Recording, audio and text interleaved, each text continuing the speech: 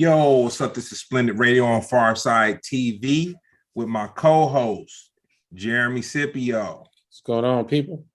What's up, man? You showing them guns, man. You know what I'm saying? He put them down. Jeremy working out. And yeah, man, and our very special guest, man, Mr. Matt Little. You know what I'm saying? What's up, Matt? I'm glad to be here. Chilling. Yeah.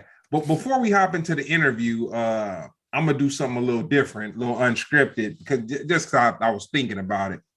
So probably about 2 months ago, one of my friends got hacked on with the whole little Bitcoin thing and everything. And we kind of came up with this thing where we I called it the Monkey Hustle Chronicles. And so for anybody watching, the reason we started late, I usually we come in like early to break the ice or whatever. And Matt was just so cool, and I ain't talked to Jeremy. I guess I enjoy talking to Jeremy. we were having a great conversation before everything jumped off. So since I feel like I'm talking to two of my homeboys, which Jeremy's my homeboy, Matt's a cat that I've been I've tried to collaborate with him for several years, but kind of on the fly, it just never really worked out. But Matt, do you have a Monkey Hustle Chronicle? And a Monkey Hustle Chronicle is either something where you got hustled or you saw somebody get hustled for something. Let's see. And to help you out real quick, this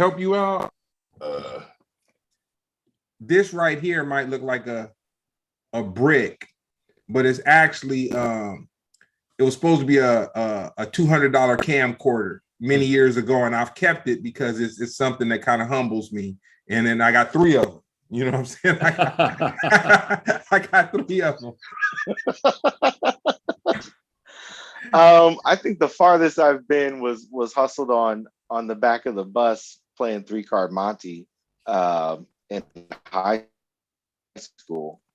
That's probably about as far. You lucky, man. Yeah, you lucky. Yeah, I might have lost $20. That's about it. Yeah, man. You ain't been living, man. You know what I'm saying?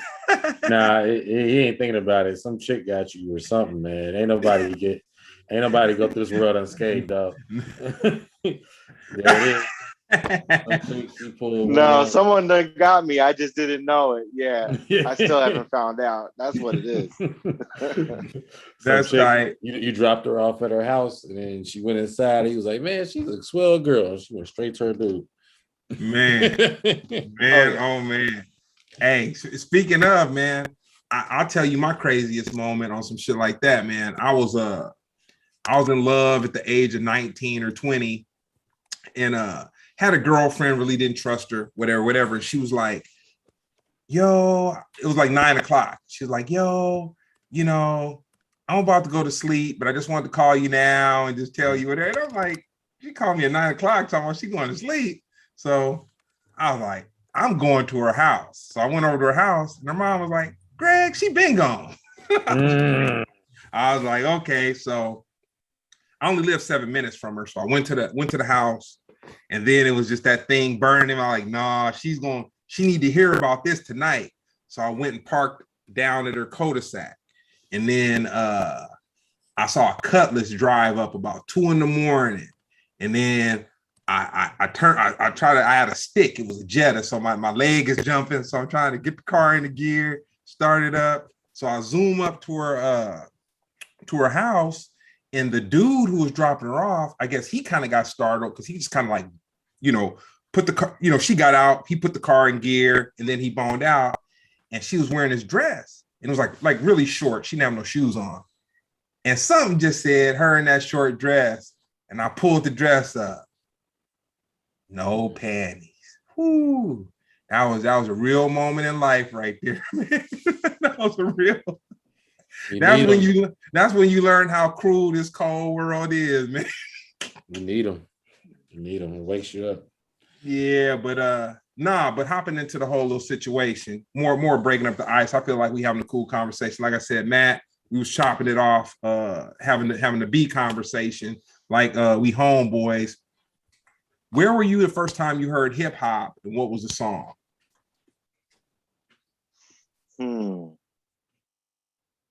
I mean, if I really, really think back, it would be something like in the era of Me and the some Bismarcky, maybe even Slick Rick. And it would definitely be from my older brother because he was into breakdancing and just that whole part of the culture. So I was like, all right, what is this? So I just listened to whatever he listened to. But that was it. I was listening to the Fat Boys, LL Cool J, older, originators. When did you first realize you had a passion for music? Just playing. That's definitely my whole life. But when I was maybe 5 years old, 6 years old, my friend had a piano at his house, and I used to play it, and it was just like, to me, I thought it was another one of the toys. So at that point, I think that was when I was like, that's my thing. What city did you grow up in? Philadelphia. Hey, I was just there. Nice. Yeah, I was there a couple months ago, but not there enough. Yeah, Philly was, Philly in the 80s. Watch this. Patagino. Kind of, I'm a vegetarian. But you know what? I wouldn't mess with either of them. That's a real Philly person. That's a real answer. Yeah, because right. I mean, for real, not to get too deep, but that neighborhood, I'm good. I'm good. There's a lot of history there. A lot of history. Yeah, Siegel Street. A lot of tension, a lot of racial tension, literally connecting to, if you know about Mumia Abu Jamal and his whole story. It's political. It's all crazy stuff. So I don't go to neither of them places.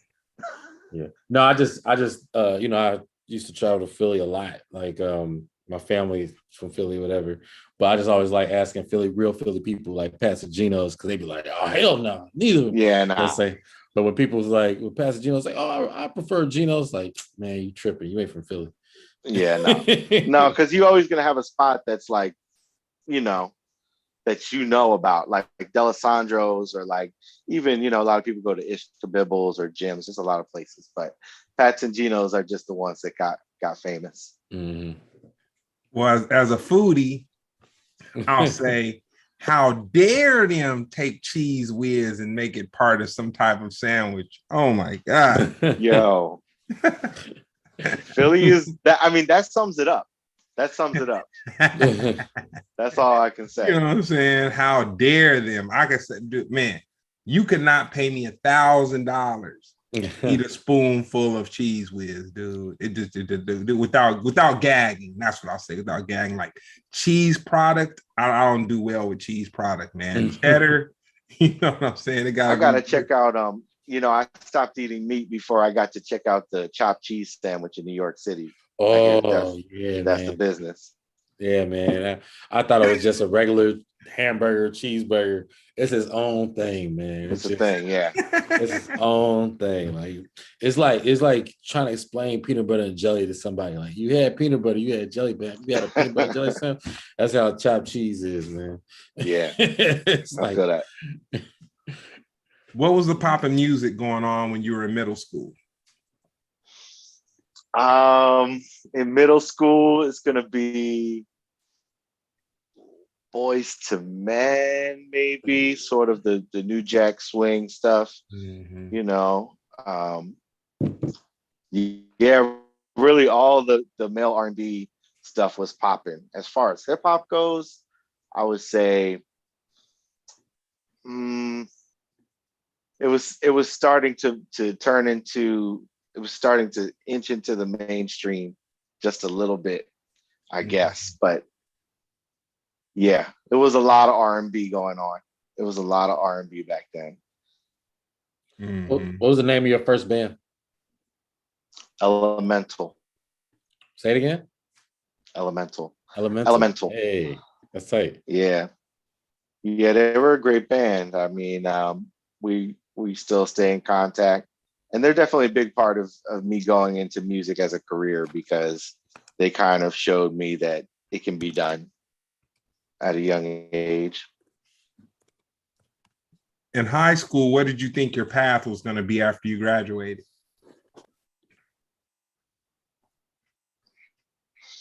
Well, that first band, we were doing all right in high school, and we were all graduating except for one of us who was younger. And we all decided to go to the prospective colleges that we were going to go to, and to take a year off after our first year. So the plan was to go to college for a year, take a year off, get the band back together, and hit the road and make it. So we did all go to college for a year, and we did all take the next year off.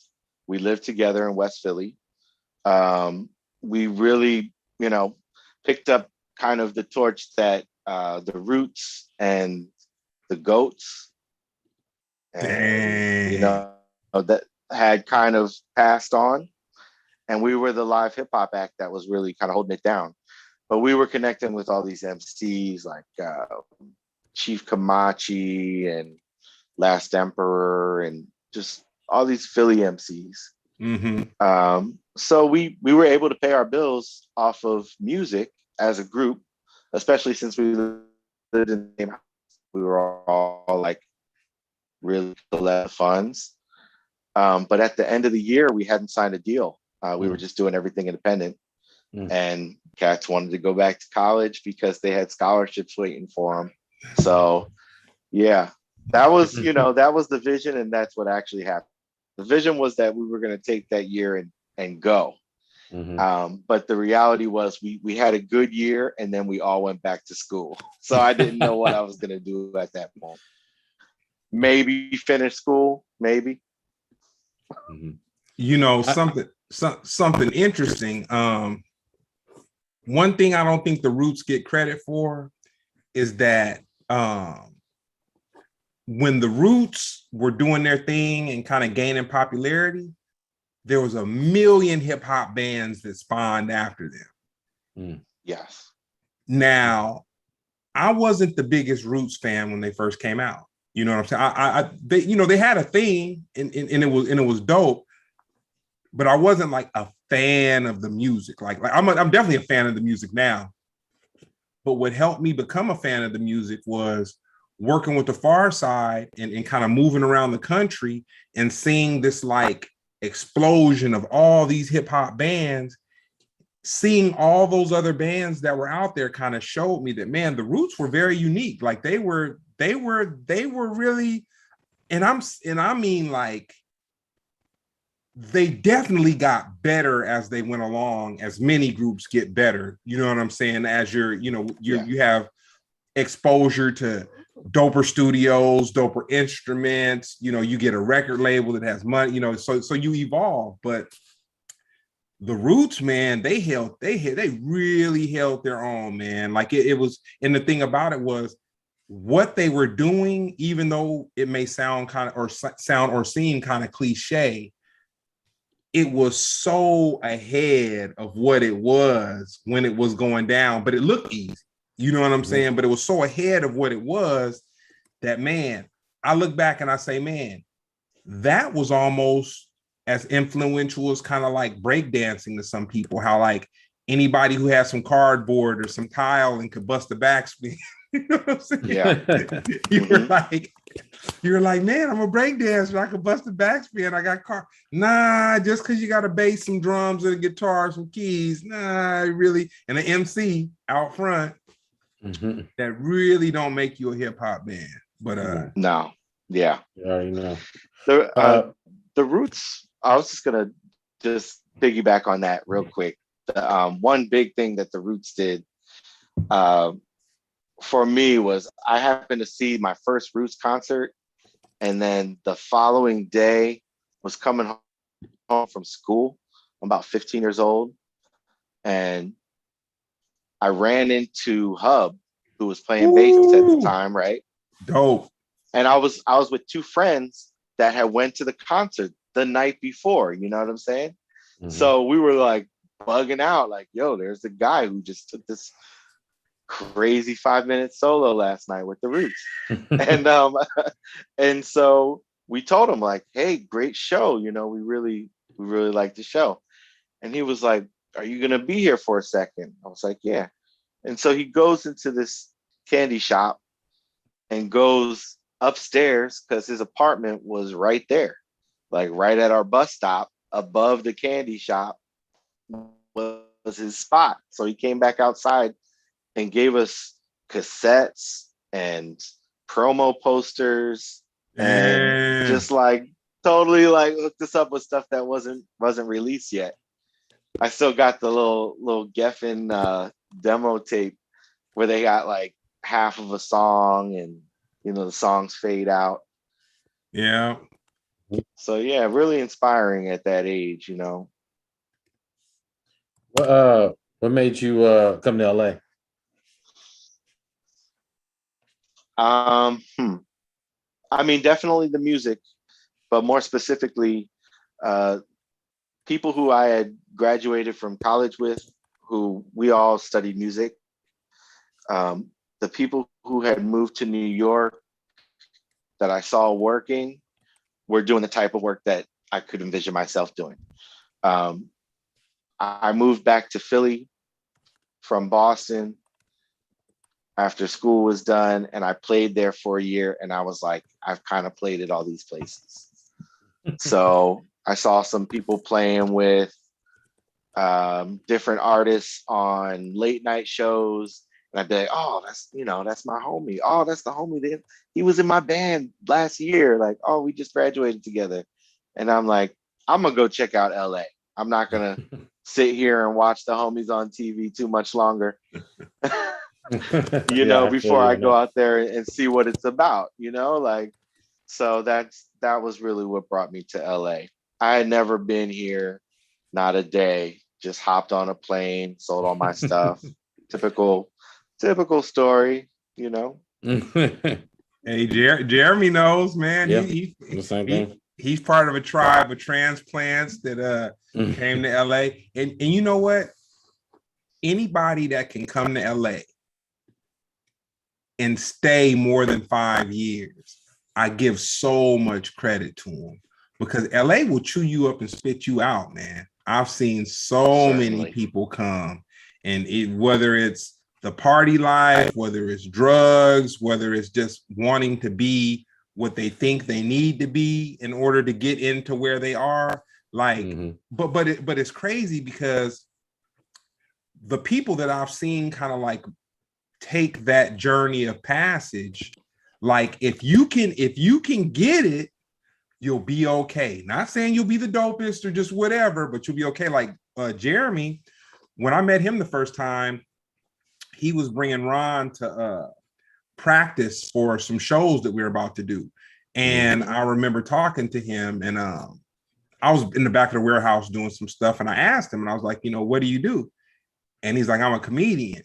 And like, I hadn't heard one joke, but something about him being cool with Ron, and then him being in it, and him saying, like, he wasn't cocky about it, but something said, if he's not there, he's gonna be there. But I was like, he's gonna be all right. Like he's good, because you can tell when I'm sure you as a musician, Matt, and then you as a comedian, Jeremy, both of you guys have just seen so many people rotate in and out of LA, and then they come and they they might lose sight of the work ethic part. You know what I'm saying? And they're just like, well, okay, I can play good enough, so if I could just play good enough, or I could tell cool enough jokes, if I get in front of this person, then it's just gonna pop off into this utopian, wonderful thing. And nah, that's not what. No. I mean, everybody's allowed to hustle the way they want to, you know what I'm saying? But I just say, that whole concept of when people say going home, like, oh, I had to go back home for a little bit. I'm like, good riddance, man. Jeremy's cold. I mean, I'm home. I live here. This is where I live. I'm going like that term back home. I mean, like, where do you think you live?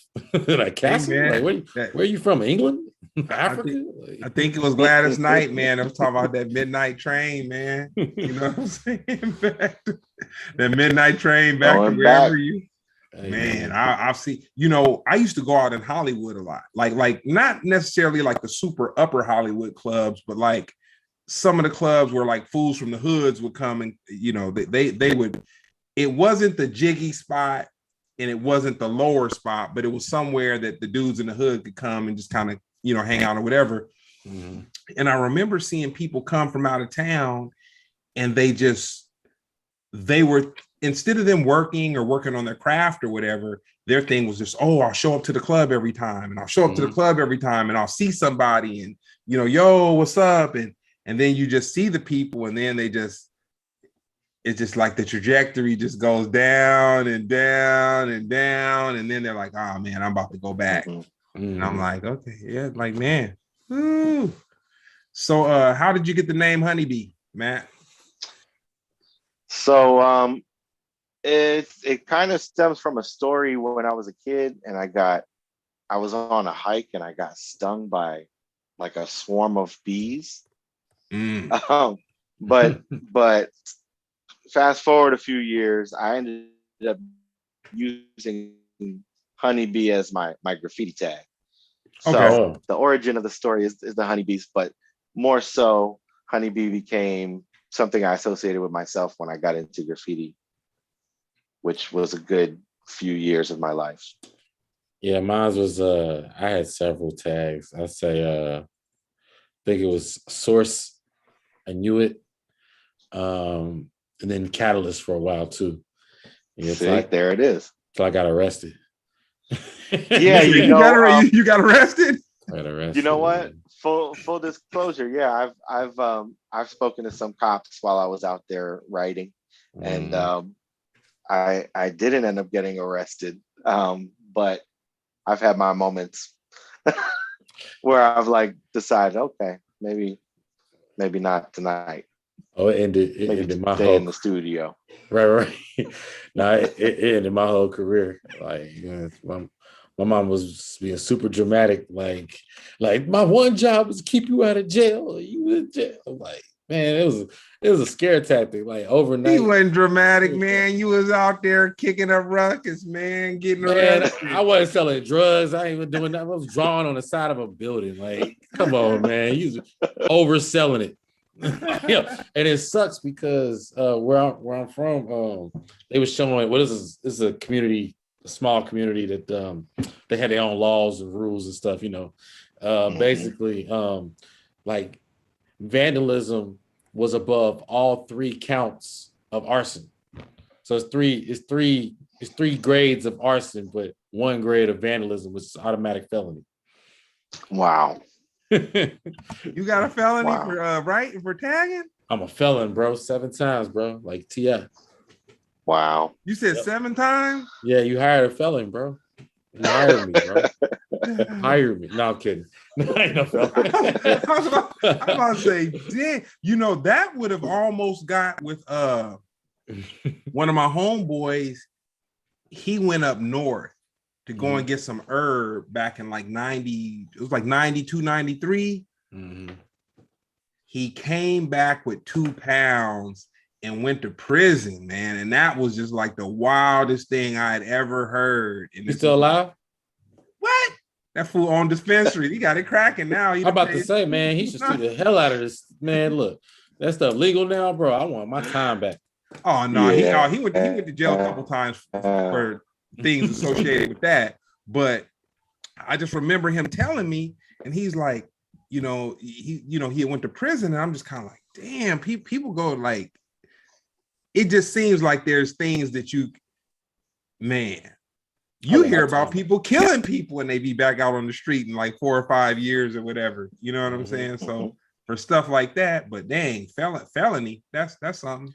Yeah, no, they because I was a kid, they made it to a misdemeanor, but they showed me in the book. They made me look at it like, yo, this. Wow. They said read it out loud, like it's like vandalizing property is considered a felony under the state, city, and all that. So I'm like, man, give me my writer's credit, man. You need to do this. You need to put that in your act, man. Scared straight, man. Yeah. No, it was corny. It wasn't even like it was some corny.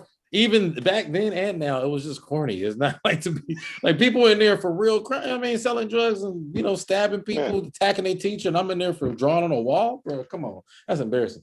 That's not even like cool. Like it's just like it's just like I said. The only thing is how dramatic my mom was acting. That was the only thing. It was like, how could you be in jail, in prison? Like I was embarrassed to tell people that it happened. Like when I was in jail, it's like, what you in for?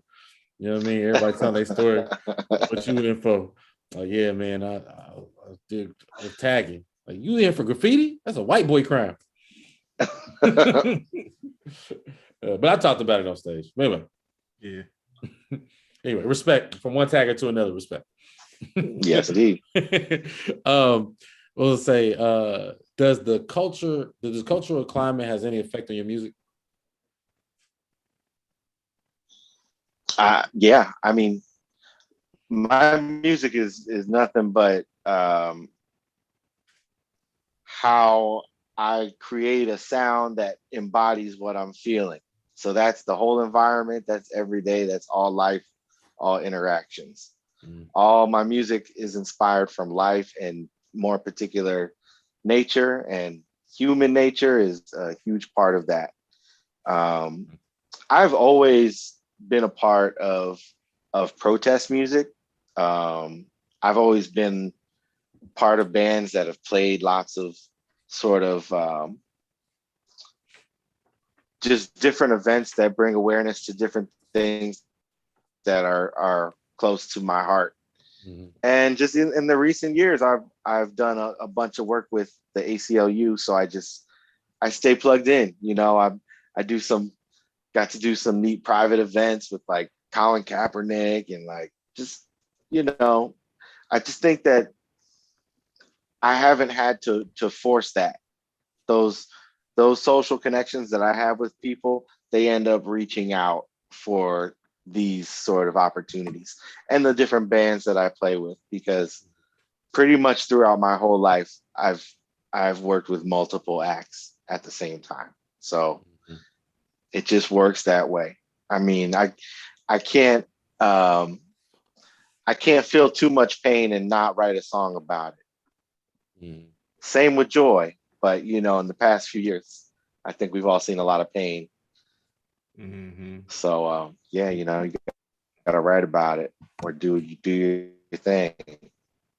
You got any Planned Parenthood songs? Yeah, man, this one. No. Yeah. But I'm telling you, man, it's like the thing is, no matter what you look at, whether it's a TV ad or a video for something, there's gonna be music as a part of it. It's always an element, right? Yeah. And whether I'm working on scoring or if I'm playing a band live, I always think that music is delivering some sort of mystical frequency to people, whatever my feeling is. If I'm on some good vibes, I think if they hear me play, they're gonna have to receive that. Nah, that's interesting. So I played the trumpet like 7th grade to the 9th grade. And the reason my father said that he wanted me to play the trumpet was because he wanted me to have an appreciation for music. But his reason was there's music was connected to most things that we're connected to. So whether it was a play, whether it was a movie, whether it was whatever, if I didn't like the play, if I didn't like the movie, if I didn't like whatever was going on, I could focus in on an aspect of the music and it would help me have a greater appreciation for things that you interact with. And at the time, it seemed kind of corny him saying that, but then as an adult, I look at it and I'm like, damn, that was pretty cool, because it did help me. Like, I'll say my favorite instrument to hear is the clavinet, because to me the clavinet sounds like a saxophone and a bass. A saxophone and a bass had a baby, you know. Nice. You said the clavicle? I said clavinet. Clavinet? I ain't never heard of that. Clavinet. Come on. Yes, you have. Stevie Wonder plays it, and a lot of reggae. Yes. Well, Matt knows what it is. Yes, for sure. You hear it in a lot of Stevie. Jeremy knows what it is, man. He just made that up. No, it's funny. Oh, that's a clavinet. Oh, that's hard. It's like a piano and a nightstand. Yeah, that's my favorite. So Matt, how'd you meet the Super Lowry brothers? So there's layers to everything. Okay, so we actually went to the same grade school. So imagine I was in probably kindergarten and first grade, and these twin brothers were in the jazz band performing at assemblies. So I used to see them all the time since I was about 5 years old in Philly. So I met them officially when I was living in New York at age 18, because they were living in New York at that point. They were going to Long Island University. So I met them there and was like, hey, we went to the same grade school. I remember you guys, because they're twin brothers who play jazz. It's kind of, you kind of remember that thing. And so when I moved out to LA, we had a mutual friend in New York that told them that I had just moved to LA and they were just moved out there and they needed a piano player. And so I got recommended from somebody in New York while we were all out here. So it was just, I have seen them throughout my life, but the first time we played was at the Temple Bar in Santa Monica. Ooh, I had many good nights at the Temple Bar, man. It's LA history. Hey, I was at the Temple Bar one night, and at the time, my homeboy Fudge was doing road management. And matter of fact, Fudge is Dave from De La Soul's first cousin. He's my homeboy Fudge and Lucky because I'm smooth like butter. Yeah. So anyway, yeah. So my homeboy Fudge, so he was out there working with George Clinton, and he was like, "Oh man, Joy." He was managing Joy too at the time with Barbarella, and they were performing at the Temple Bar, and Fudge was like, "Man, come out." So I came out, and I want to say it was off of Wilshire, maybe in Santa Monica. It was something, but anyway, so yep. I go to the Temple Bar, and George Clinton walks up. Hey. He walked up, man, and he was shrooming, man. And I'm looking at this old man on shrooms. He's like, "Hey, man," you know what I'm saying? And, you hear all these bigger than life stories about George Clinton, and I was like, "Dang!" But anyway, that's my Temple Bar story. What's the best? I think we were opening up for. Best advice? Ooh, that's a tough question. Okay. I would say the best advice is from my dad, probably just telling me to just go for it, whatever it is, and to really not hold back and be afraid to make those risky jumps. So anytime I was gonna move somewhere or just try something out of my bag, he's always the one who kind of just do it, just you got that. And that's all I need. So I guess as far as advice is just that, it's just to take the leap. You want me to tell you what was unfair about that? What's that? You were actually very talented. That advice might not work. It might not work. It ain't for everybody. Yeah, there's some people that formula that he gave you right there might not work out so well for them. You know what I'm saying? You know what? I think I think honestly, as a teenager, my parents really got to see that whatever I do, I'm gonna be all right. You know what I mean? Like, oh, we don't got to worry about it. Mm-hmm. Like, he might be out till the wee hours, but we don't have to worry about him because, you know, when I was in high school, I was taking trips to New York and skateboard and writing graffiti, coming back home. I'm about to say, you know, man, knocking the fact out that you was A's on able to my tests, and you was able to talk your way out of that. You better than me for sure. yeah, I had some pretty epic times when I was not at school, or maybe I should have been at school. Tight. So how did you meet Joseph Lineberg? And real quick, so yeah, with Joseph, I remember when he was in this group called Madcap, they were just like, you know, there was this explosion of hip hop going on in LA, and it was really a mecca for something. And it was kind of at the same time the Pharcyde was doing their thing. And unless you were from LA, you probably wouldn't get it. You know what I'm saying? But there was a movement, you know, that was going on. And I remember, I remember Joe, he would rap, but he would carry his trumpet around. So fast forward, I'm gonna tell you something funny. So Brown's cousin Bert, he played drums for the Pharcyde too, but I had met him to give him some merch, and I was like, what are you going to do? And he was like, oh man, I'm going to check out Terrace Martin. He's going to be at the world stage. It's like a little pop-up surprise type thing, whatever. He's like, man, and I had met him like not too far from Simply Wholesome. So he's like, dude, we just right here, you know, you should come over the hill and come and check it out. So I was like, man, you know what? I'm out. So I'm in the city. Let me go over here and check this out. So I go over there, and Joseph, it was maybe like about 8:00, but people kind of started trickling in, and it kind of started getting full around 9:30, 10. So they were kind of like still checking the instruments and the mics and all the stuff, whatever.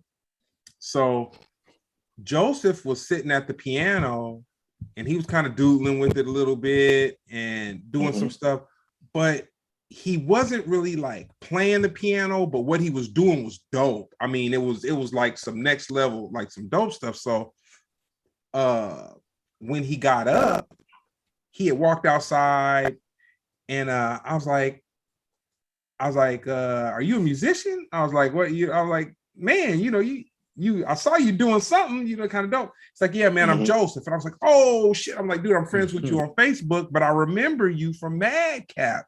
And he was very modest, like very modest dude. And the crazy thing about it, I ended up interviewing Joseph back at the physical PharcydeTV location. And he kind of told me his story about Terrace bringing him into the whole production thing with Kendrick and all that. And he's another guy where I was just kind of like, nah, it wasn't an accident. Like, there's some people that are so talented. If you just get them in a space, they're gonna do it's gonna be what it's gonna be. So you know, that's my Joseph story. But how did you meet Joseph? So I met this beautiful young lady named Samantha at this party, and we started kicking it. And she was like, so you're a keyboardist and you make hip hop music? And I was like, yeah. She's like, you got to meet my best friend's brother. So this girl that I'm seeing, her best friend is Joseph's sister at the time. Wow. And I'm like, cool. Don't think nothing of it. Like, you know, like, that's what's up. She just mentioned something. I never met anybody. So we go we had some coffee, and then we're walking down the street, and Joseph literally drives by the same day she talks about it. He drives by in a big old car, think it was a Cadillac. Yeah. And he yells out, Samantha, and she turns and she was like, that's Joseph. And I'm like, cool. And she's like, come over. So he pulls over and she's like, this is Matt. He plays keys. She's like, and he's like, what kind of stuff do you play? And I was like, I play stuff like Tribe Called Quest. You know what I mean? Like rather than saying a piano player or a funk band or I was like, I play stuff like what you would hear in the background of a Tribe song. Like that's my style. And he was like, you trying to record? It's like, yep. He picked us up off the street. I got in this dude's car. I didn't know. Spaceship. The kid. And we went to the studio and we recorded like a few hours. Just first time I met him. And that was based off of her telling him that I was worth his time. So, I can't tell. Wow. Probably 5 really strong connections that I got from a girl that I was dating that has nothing to do with music. So it's a good look. That's dope. I saw it was kind of like a tiny desk concert type of thing that Joseph had did for his astral projection. It was for that record that he did. I don't know if that was the correct name. My mind just thinks that because I keep picturing the album cover with him and it even looked kind of like some Miles Davis type of like that era type of thing. That's a big influence for him for sure. Oh man. And I remember seeing you, like I didn't know that you were going to be on or be part of that. And like I said, man, I tried to pull you into some Pharcyde shows a gang of times, but it was just like my thing is whenever we need musicians, I'm on the scramble. So I'm calling up, blah, blah, blah, calling people up. And every time I hit you, you'd be like, oh man, I really love to, man, but I've got another gig. And I'd be like, you know what I'm saying? But watching you on that like little tiny desk concert thing with Joseph, I was like, man, this dude is talented. And it was crazy because all the musicians that Joseph had on that project, like all of you guys were like, and it's crazy because when people think of jazz music in Los Angeles, they think, and this is no diss, no nothing, whatever, dude. I think that there's a huge dope jazz community in LA. But people will probably think Kamasi Washington, Terrace Martin. But me watching all those musicians that Joseph had put together for that little NPR concert thing, I was like, man, I felt like I was watching some old school jazz musicians, man, like some cats that were really, really with it. So I was pleasantly surprised with that, man. It really stood out. Much respect. That was fun too. Playing with Joseph is honestly different for me than playing with everyone else because he kind of creates I don't know how he does this, but with the members of the band, he just lets us feel very free and explorative. So it's like, if you're going to play at the very edge of your ability, if you're going to just go that hard, he's going to love it. If you're really stretching your ear to hear something that's really just on the edge of even what you can do, that's what he loves. So he creates that atmosphere, and different gigs have different requirements. For him, it's not learning a specific chart or a specific arrangement at all. It's listening and feeling and creating momentum in the music and just having fun, being creative. So Joseph he's dope. Yeah. Favorite pianist or jazz pianist? Bill Evans. Bill Evans. Ooh, I haven't heard that one in a while. All right. Bill Evans, I would say he's and there's a lot of other ones, of course, that I like. And I think they would all probably say Bill Evans too. So it's kind of one of those things. He's just got a special thing.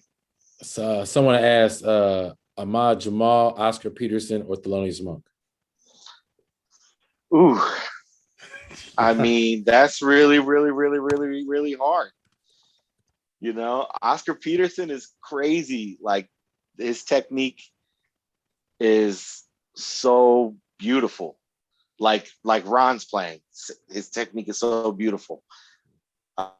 Uh, you know, Monk to this 2 years ago person, the music conference, and they had a Steinway with fiber optic cables playing Thelonious Monk the same way he would have played it. And I got to hear that in person. That was pretty amazing. But Ahmad Jamal, I've met and I've sat down and talked to him. So I have a very strong connection to Ahmad. And he's just one of the most sampled piano players in hip hop music as well. So I feel like there's a different connection there. Yeah, Oscar Peterson is by far my favorite jazz pianist. I actually took jazz pianist along with Ron. Well, he's always been advanced to me, but like literally he's older than me, so he was actually in the like I was in jazz improv, he was in jazz ensemble.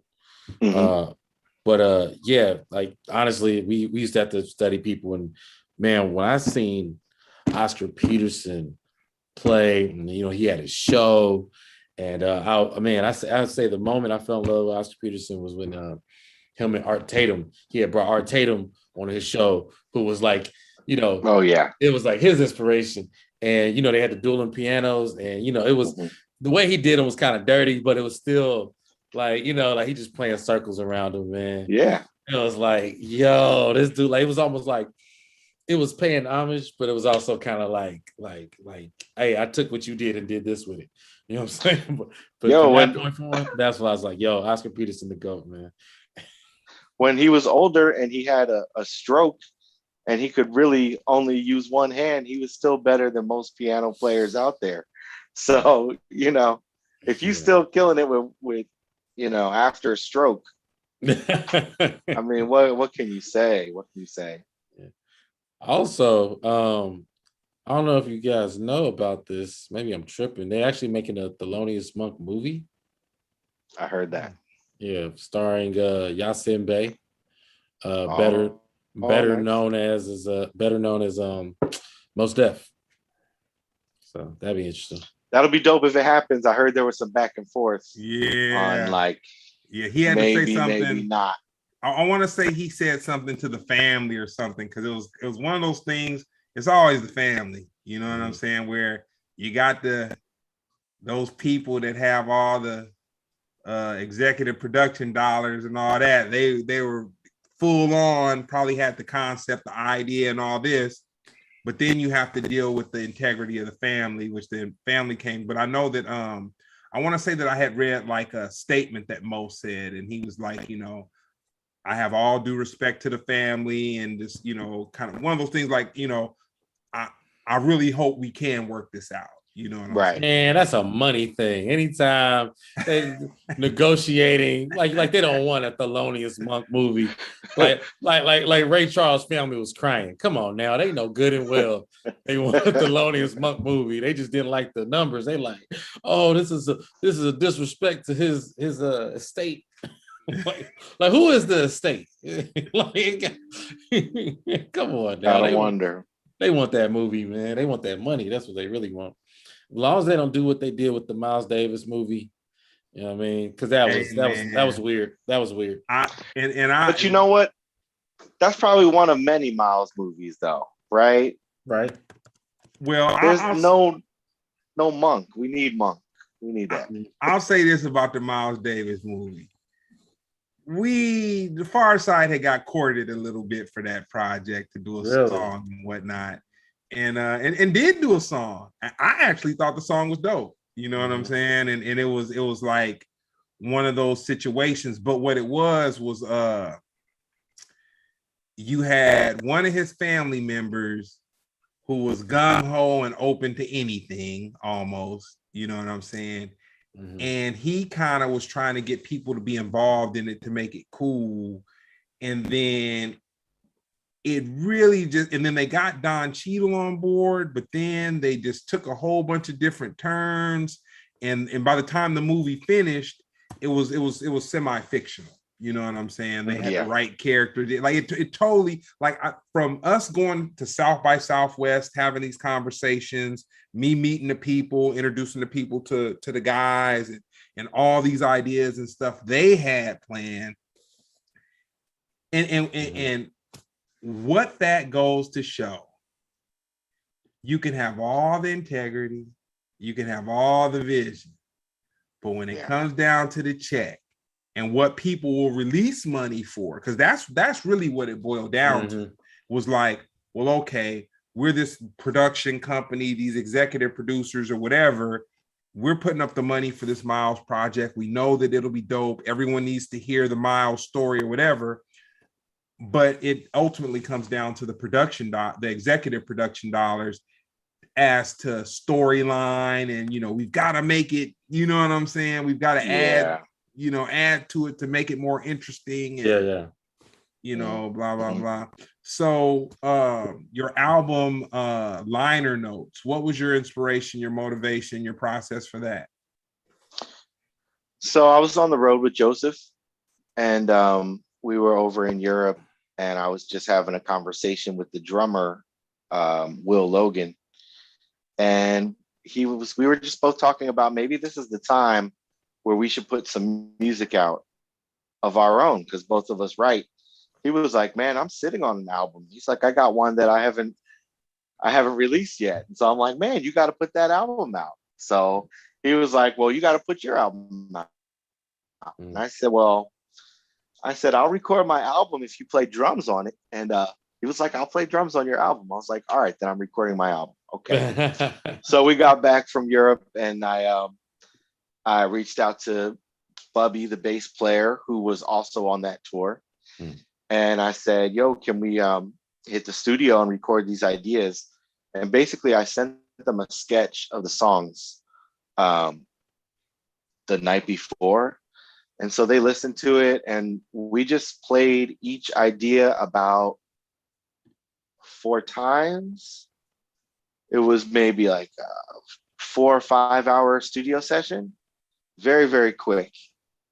And the intent was to take all that and create samples and run it through the SP404 and make an instrumental album with these beats that I was going to take solos on after the fact. But what ended up happening was the track sounded kind of decent. And I was like, well, I can add a couple layers to this. And I linked up with Swarvy, who is, he's an artist and producer. And he brought everything to life. Like, big love to Swarvy, because the raw material that I brought him was one thing. What he gave to me to put on the vinyl is a whole other level. So, always mad love to the engineers, mixers, mastering engineers. All those people are very important to me, because I know what it sounds like before I get it to them. So just got to keep it real. Well, what is your ultimate goal? Ultimate goal, I guess, would be more and more independence from having to think about finances. That's it. The goal is just to be able to be as creative as I can at all times, do whatever I want with whoever I want to. Obviously, in time, I've gotten more selective on how I spend my time. I would love to be even more selective and just be like, you know what? I want to spend 2 weeks in the mountains because it'll be good for my soul. I can do that right now. I got to plan and budget things like that. So that's really the goal, is continue to be creative. I've worked with tons of people who are well-known. That's a beautiful thing. Works with tons of people who are underground. I have a deep appreciation for the underground as well. There's some bands that are bubbling up now that I'm working with that are they're killing it, you know. Mm. And I know it's just going to be another one on my resume that's like, I played with them before they were really big. I tend to be that dude. Yeah, I feel you on that. You know what the unfair part is, though? See, by the time we get to the end of this, we're going to have to give people some references, because the unfair curve that you have is that you're actually very talented. So that, like, this is not going to work for everybody just listening. Like, okay. Well, that's the thing. It's like, you can't just be at the right time or at the right place at the right time. Yeah. Right. You have to be prepared, so that wherever the time, wherever the place. Yeah. So, you know what I mean? It's probably more eloquently said by someone else, but you got to put in a lot of work just to be comfortable with whatever you got to offer. If you're doing comedy, you got to have swag about your jokes. Like, yo, I got jokes. You know what I'm saying? Period. That's what you got. Yo, I got keys. I play keys. I got production. That's what I do. That's, so, like, I got a clavinet. Something about that. You just gotta, I got clavinet. Holler at me, Jazz music, blues, or soul, if you had to pick one.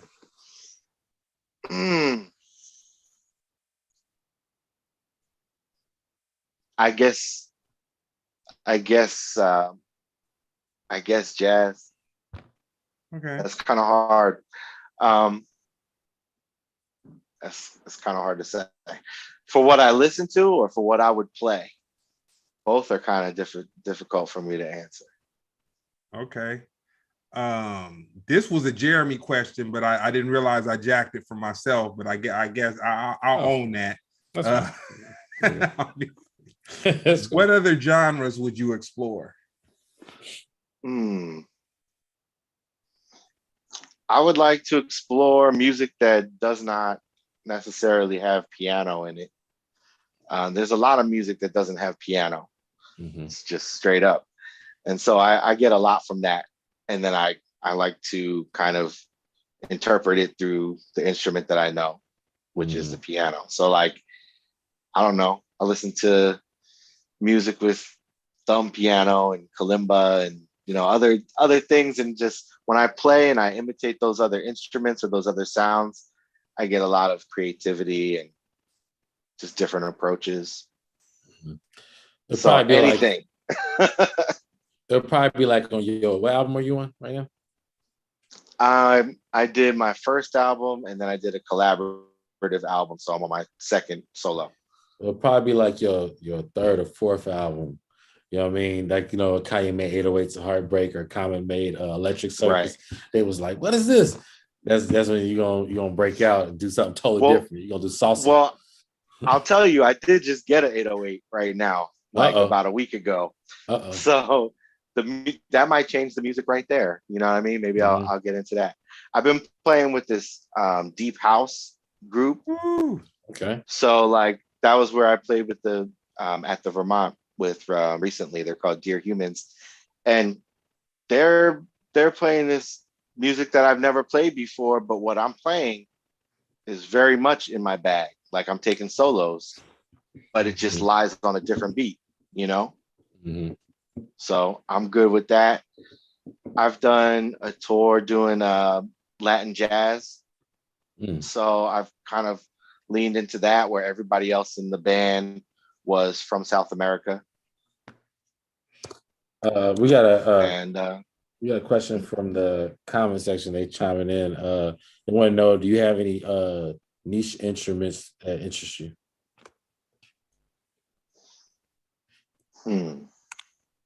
I like a lot of reed instruments that I probably don't know the names of. There's this film called Lacho Drome, and it's a sort of a documentary that follows different gypsy groups of people, and the music that they have and the instruments that they have. I'm all about that, whether it's being played in the song live and improvising, or whether it's being sampled and put into the beat. Because I'm very much hip hop, but I'm very much jazz.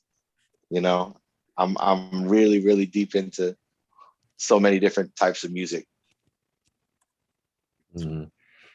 What was I say? Somebody asked favorite. I mean, reggae too. I'm huge into reggae. Favorite my synth. favorite synth is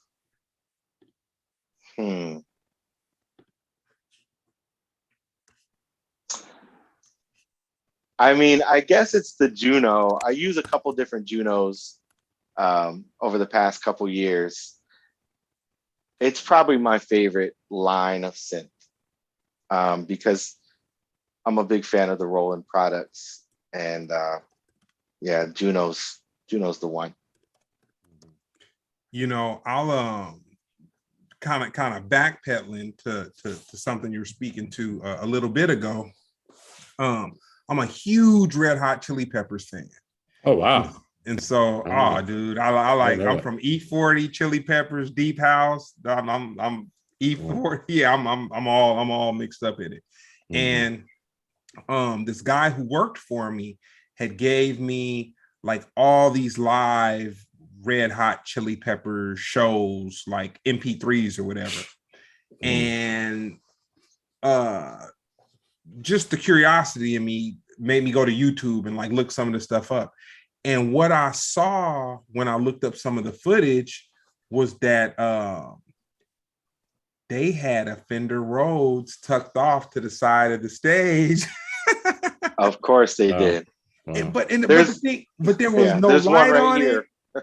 If you wouldn't have been looking at the camera angle that this person was recording, that was part of the production, and it looked like it was probably like a B-roll to something that was a lot larger, you'd never know that there was a Fender Rhodes associated with it. But listening to the music, they don't have it where the keys or synths or Fender Rhodes or electric piano where it like stands out, but it is layering the music.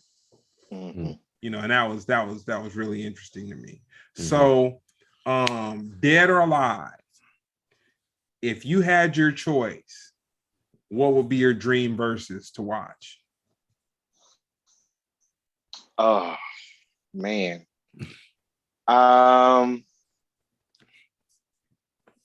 Dead or alive, dream verses. That's really, really hard.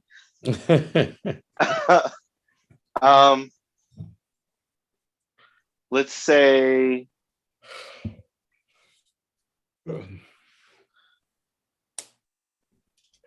I gotta have Donny Hathaway in there. Oh, wow. Just because if I have a chance to see anyone dead or alive, I mean it's gonna be him or Bob Marley. But so Donny Hathaway, and I would say, man, who's even there?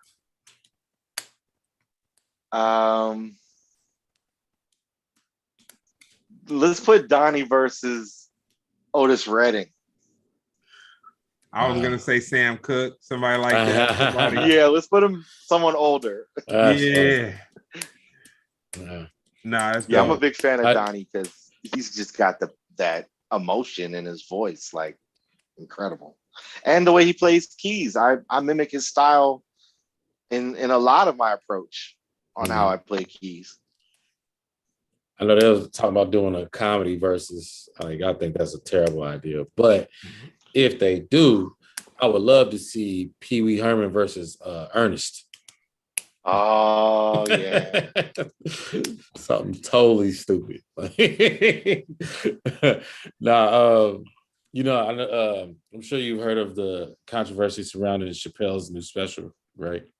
Yes. I want to know if you had any thoughts on it. I definitely have thoughts on the controversy. But let me just preface. You about to get canceled right now. let me Don't let Chappelle dig you a hole that you can't get yourself out of, man. He gonna be all right. I can tell you this. I've had personal interactions with Dave Chappelle. He has done a lot of wonderful things for the Lowry brothers and myself when he was able to. Mm-hmm. I've been in the man's car, you know. I've been in his back seat. Like the dude is we've gone, he's taken us to the Comedy Store. He's honestly, I've had wonderful experiences with Dave.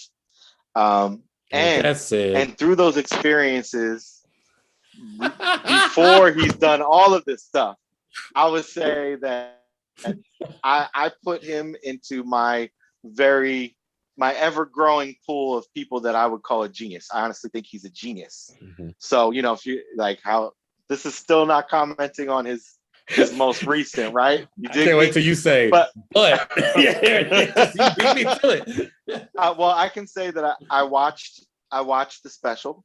Okay. I've watched all of his specials. Mm-hmm. I'm a fan of his, and I hope that the conversation can continue so that I can see his success continue. Mm-hmm. I hope that the conversation can continue so maybe we can all learn things from one another, and kumbaya and peace and love. That's what's up. Because I really got no hate for people, but I'll tell you this, I got a lot of love for that dude. I really do. And I can't lie about that. That's a fact, yo. If you spend time with someone and you appreciate who they are and you can speak on it, you should speak on it. So I'm just gonna say that for the record. Mm-hmm. All the experiences I had with and around Dave have been fantastic, and I appreciate his genius. Mm-hmm. I'd say, you know, as a comedian, I think that's the best perspective to speak from. It seems like, you know, it seems like he's diving on a bomb for us. You know what I mean? And not comedians. I'm gonna say my perspective as a comedian, but I mean for all of us in this culture, you know, this is current cultural climate. I personally am not as like nervous about it, but I'll say majority of the conversation around me, that's what people always have to say, like, man, things are crazy. You can't say this, you can't say that. And I'm like, man, there's been obstacles my whole life, man. Like that's I'm used to the obstacles, you know what I'm saying? Like I was almost a felon, you know what I mean? So I already know. I'm just saying, like, that's rules change, bro. You know what I mean? That's just it. But I know everybody's worried about it. So I think him taking advantage of how much people adore him, specifically how much white men adore him. You know what I mean? So he's able to go in places that majority of us can't. And he's opened up a conversation that should be a conversation that it used to be like, hey, you can't talk about that. You know what I'm saying? But people think it. You know what I'm saying? So, you know, it's not the only tough conversation, but it's one of them. And, you know, it's talked about every day now. So it's kind of weird. I can't. I mean, I want to see what he does next. I'm just gonna keep it real. Like, man, if you talk to him, like he's not just deep. Like he's different. Like I'm telling you. Yeah, he puts a lot of love out into the world, and if that's lost on people, I'm sorry. You know, I'm sorry if they don't catch that. If what he says is offensive, every single comedian says something that's going to offend someone, and that is fine. This is America. You want to be offended? By all means, be offended. It is okay.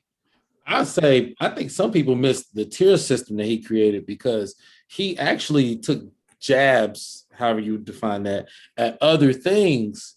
But when he got to a certain topic, it was like that took priority. Yeah, like, they got stuck on it. Yeah. Like, for example, he did the space Jews joke, right? Yeah. He made it very clear that if he did not have the other stuff, the headline would have been anti-Semitic comedian Dave Chappelle. Yeah. Yes. But he's exposed there's a tier system of of power, like who can be offended and who's not allowed to be offended.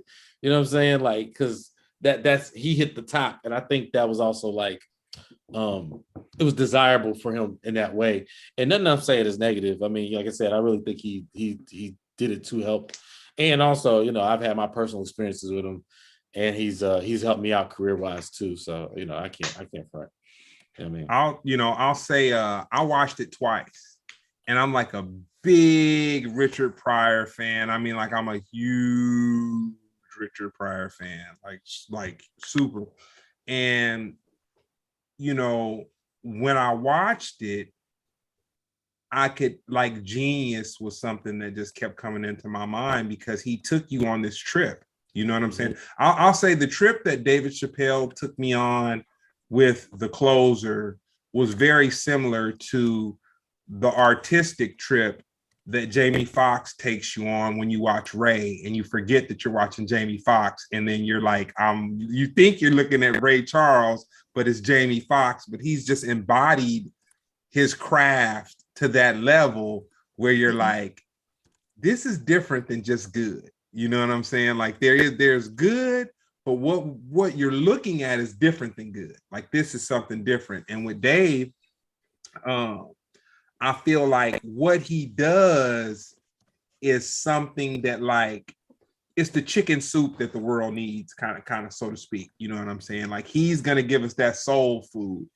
Everyone's not gonna like it. Everyone's not gonna resonate towards it. But I like the way he uses. I like the way he used his celebrity, his Teflon Donism. Because you're not gonna cancel Dave, man. Like that. That's just not gonna. They kind of tried, but it was just like, come on, like but even it was a week. Even white people were like, not him, nah. That you can't even pay that was Arsenio Hall shooting the gun in Harlem Nights, the little or whatever that little pack or whatever that little gun was. I don't think Arsenio was shooting. I think he told somebody to stop shooting it. Yeah, he did. Yeah, he told somebody to stop shooting it. It was Charlie Murphy. I'm not even remember. I can't remember. But yeah, I know. Real quick, and we can move on. The trans leader of the protest got called out for having homophobic and racist tweets. And if you want to laugh, don't even worry about Dave Chappelle's special. Read the tweets. Read the tweets. You're gonna laugh your ass off. Like, forget all the controversy. I'm sure you just want a good laugh. Read the leader of the trans Netflix protest tweets. You're gonna laugh. We had a question from the comment section as well that said, could Dave or any other comic do a project like Bill Cosby where it's like a jazz album? Did we really make that bridge right there? Oh yeah, of course. We're going everywhere, baby. He can do whatever he wants, for sure. He'll be successful. I believe in that. I mean, you know, was the Bill album really successful? I don't know. It was one of his least successful ones, but I think there's a vibe that certain comics bring, and it sucks that I hope Bill won't be completely lost to history as far as that vibe that he brought. And I say Dave is probably second in bringing that same vibe where, if it's not jazz, it's like underground hip hop. You know what I mean? Like he bring that with his, you know what I mean? Like he brought Wu-Tang back. You know what I'm saying? He brought that vibe. So yeah, I think it'd be dope if Dave or whoever did something like that. Yeah. I have a odd connection to Bill Cosby in that not only did I go to the high school that he went to many years later, but he was the keynote speaker at my college graduation and handed me my college degree. He was he's my photo. You know, the photo when you get your me and Bill Cosby. Did he say anything to you? It's kind of an awkward thing. He did, because I mentioned to him that I went to the same high school.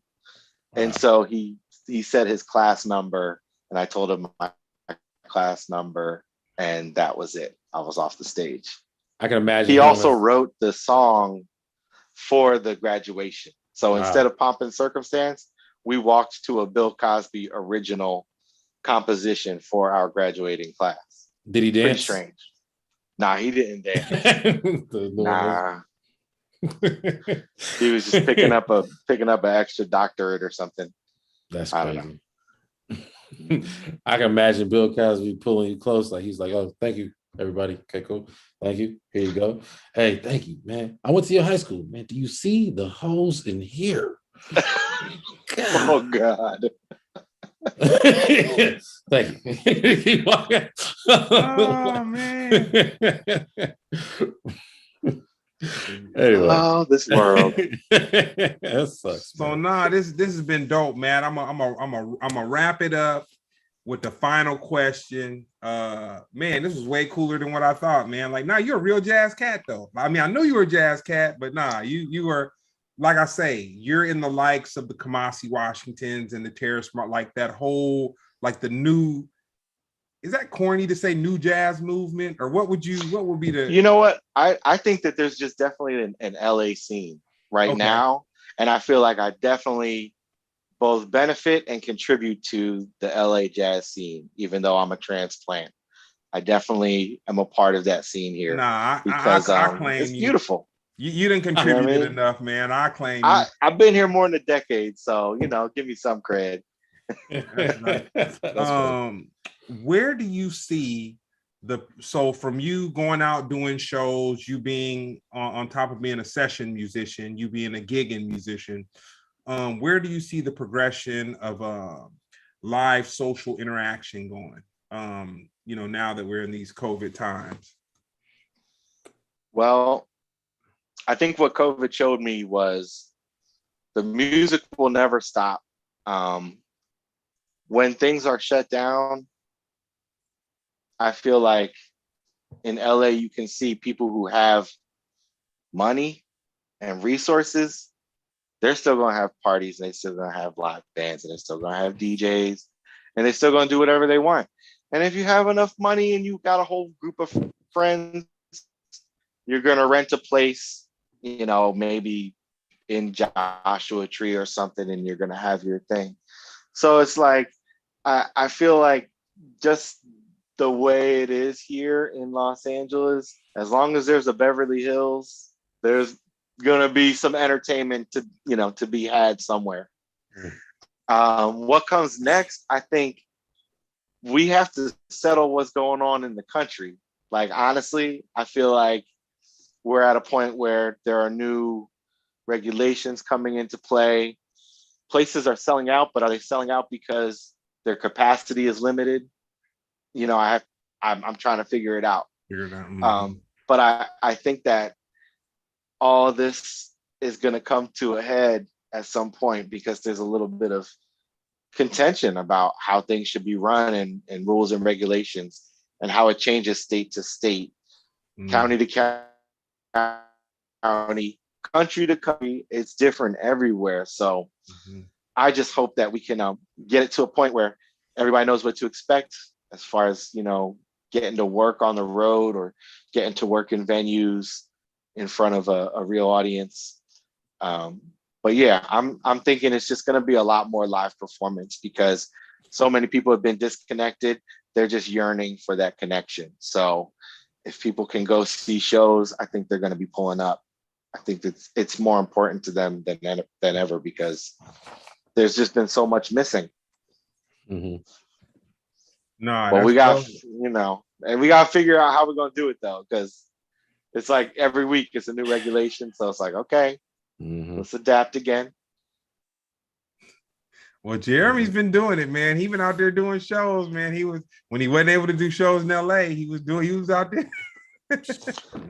I see people booking tours, and I'm looking at the states that they're booking, and I'm thinking about the politics, and I'm like, yeah, you guys, you'll be good in that state. Like, oh, they're not going to shut down that show. But that's what you have to think about. Like, yeah, I mean, about half I don't even like using this terminology, but a lot of comics went to Austin, Texas, specifically to do comedy, including Chappelle. He was there before he ended up doing his shows in Dayton, Ohio, or whatever. But some people made it work, some people didn't. It's just unfortunate the type of I'd say from the comedy community, the amount of shows because you had online shows, more outside shows, you know, it just the number of shows almost tripled, you know what I mean? So I said that's a good thing, but the pay didn't triple. Never mind. All right, good night. That's funny. Well, hey, Matt, give us your socials, man. Where can we find you? Yes, it's at Matt Little 19, and that's on everything on Twitter, Instagram. Matt Little 19. Same with on YouTube. I think it's just Matt Little. Yeah. And if they want to purchase your music, where can they go? So if you want the physical vinyl, like I might have behind me, we got these and the collab album both on www.commongoodrecords.com. You can also get them from Bandcamp, which will connect you to the page. And all the streaming services, Apple, Amazon, Tidal, Spotify, yada, yada, yada. Tight. And do you have any gigs coming up or any projects about to drop that we need to know about? All time.